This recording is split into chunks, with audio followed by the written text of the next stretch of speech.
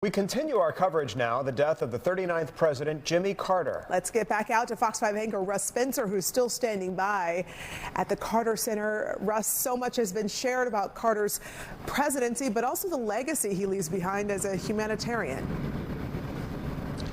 An incredible humanitarian. He and his wife worked together along with Habitat for Humanity. They built thousands of homes. In fact, they built nearly 4,500 homes in 14 different countries, we're told. But many of those projects were much closer to home right here in Atlanta.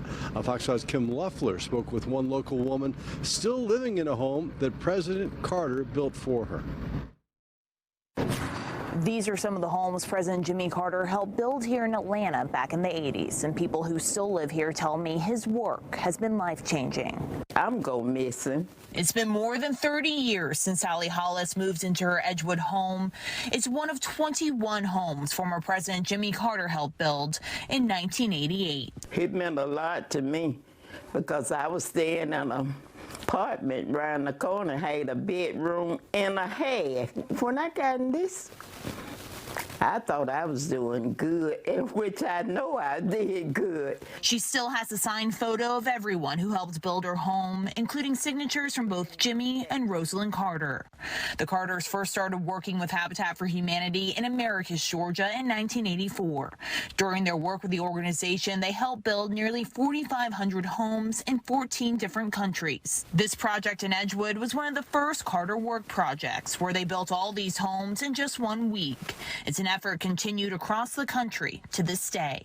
I don't believe Habitat would be what it is today if it weren't for the involvement of President Carter. He often spoke about the importance of affordable housing as a foundation for families really to grow and thrive.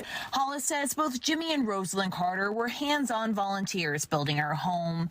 She even got to spend time with the pair in the process. He had this smile on his face, looked like he couldn't take it off, you know. That's what I like to remember him is, you know, his smile.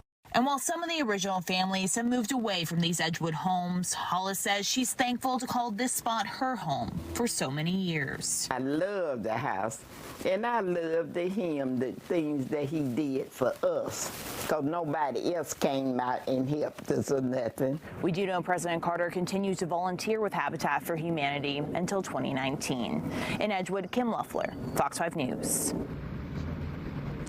Kim, thanks. You know, a lot of people thought President Carter was a founder of Habitat Humanity, not surprisingly, given how involved he was, but he was certainly its most famous volunteer, and they volunteered to build houses, not to go and have their picture taken.